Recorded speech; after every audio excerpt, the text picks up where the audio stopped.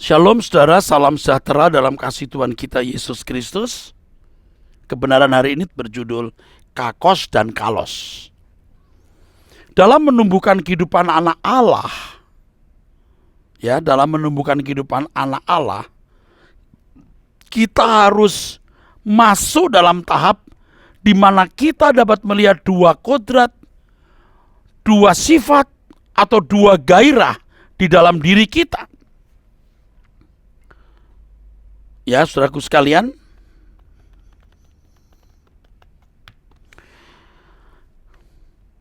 tahap ini dialami Paulus, ditulisnya di dalam Roma 7 ayat 21 dan sampai ayat 24. Ini tahap yang dialami Paulus. Dikatakan dalam tulisan itu begini: demikianlah aku dapati hukum ini, jika aku menghendaki berbuat apa yang baik, yang jahat itu ada padaku. Sebab di dalam batinku aku suka akan hukum Allah, tapi dalam anggota-anggota tubuhku aku melihat hukum lain yang berjuang melawan hukum akal budiku, dan membuat aku menjadi tawanan hukum dosa yang ada dalam anggota-anggota tubuhku. Aku manusia celaka, siapakah yang akan melepaskan aku dari tubuh maut ini? Menjadi persoalan yang harus dipecahkan adalah, apakah ini pergumulan Paulus sebelum mengenal Tuhan atau sesudahnya? Sebelum atau sudahnya? Ini masalah. Banyak orang berdebat, ada orang-orang yang berdebat mengenai hal ini. Bila kita mengamati tulisan Paulus kepada jemaat Filipi, Paulus menyatakan suatu hal yang penting terkait dengan hal ini. Dalam tulisannya Paulus mengatakan tentang kegiatan aku penganiaya jemaat, tentang kebenaran dalam mentaati hukum Taurat aku tidak bercacat. Dalam tulisan tersebut Paulus menyatakan bahwa dirinya tidak bercacat jika ditinjau dari hukum Taurat. Ini berarti Paulus tahu apa yang baik dan jahat dalam ukuran hukum. Dan ia menyaksikan bahwa dirinya tidak bercacat. Hal ini sama dengan apa yang disaksikan oleh orang kaya dalam Matius 19. Yang menyatakan bahwa dirinya sudah melakukan hukum Taurat. Dan Tuhan Yesus tidak menyangkalnya. Secara hukum orang-orang ini bisa bernilai tidak bercacat. Dengan penjelasan tersebut, maka kita bisa memahami dengan tepat bahwa pengertian baik dan jahat dalam Roma 7 ayat 21 sampai 24 pasti tidak berorientasi pada kebaikan atau kejahatan secara hukum, tetapi kebaikan atau kejahatan dalam perspektif Allah, perspektif batiniah yang lebih mendalam. Kalau dahulu Paulus memahami kebenaran atau standar kebaikan moral hanya sebatas ukuran atau standar hukum, tapi setelah Paulus memiliki meterai Roh Kudus, ia sudah bisa masuk dalam pergumulan memahami apa yang baik menurut ukuran kesucian Allah atau bersifat batiniah yang mendalam. Untuk memahami dengan tepat paragraf ini, Roma pasal 7 ayat 21 sampai 24, kita harus membedah beberapa kata penting dalam ayat tersebut. Dalam ayat-ayat tersebut, saudaraku sekalian. Jadi ini penting sekali untuk kita pahami. Pertama, kata jahat. Kata ini menggunakan kata kakos.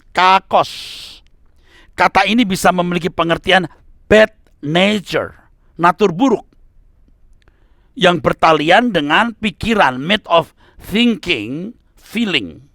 Jadi kakos menunjuk keburukan dalam berpikir. Hal ini lebih menunjuk sikap batiniah. Tentu sikap batiniah, saudaraku sekalian, terekspresi dalam tindakan. Tapi bukan tindakan yang mudah dipersalahkan. sebab tidak melanggar hukum secara umum. Hal ini berbeda dengan kata parabasis yang berarti pemberontakan. Biasanya bertalian dengan pelanggaran terhadap hukum Taurat. Kata kedua adalah kalos. Kalos, kata ini berarti keindahan, berarti keunggulan, kecantikan, atau sesuatu yang berharga. Sesuatu yang bernilai. Tentu pemilihan kakos kalos tidak kebetulan. Kebaikan yang dimaksud adalah kebaikan yang lebih bersifat batinnya, sebagai kebalikan dari kata kakos. Dalam tahap seperti pergumulan, dalam tahap seperti pergumulan Paulus ini, orang percaya, saudaraku sekalian, yang telah mengalami kelahiran baru dapat melihat monster yang ada pada dirinya. Orang percaya yang telah mengalami kelahiran baru melihat dua kodrat ini, dua hasrat, dua gairah, dua manusia ini. Ia bisa melihat monster dalam dirinya. Sisi lain juga dapat melihat kehidupan anak-anak Allah, benih kodrat ilahi yang sedang terus bertumbuh. Hal ini sama dengan adanya dua gairah, dua hukum, dua standar moral. Begitu kuatnya monster di dalam diri Paulus, saudaraku sekalian, sehingga Paulus merasa sebagai tawanan. Paulus mengatakan bahwa ia tahu apa yang baik, tapi yang jahat dia lakukan. Pengalaman seperti ini dialami berulang-ulang, sampai ia menyatakan diri sebagai tawanan dan mengatakan bahwa dirinya manusia celaka. Keinginan untuk berbuat baik, berbuat kalos, sering ditenggelamkan atau dikalahkan oleh kehendak jahat, kakos di dalam dirinya.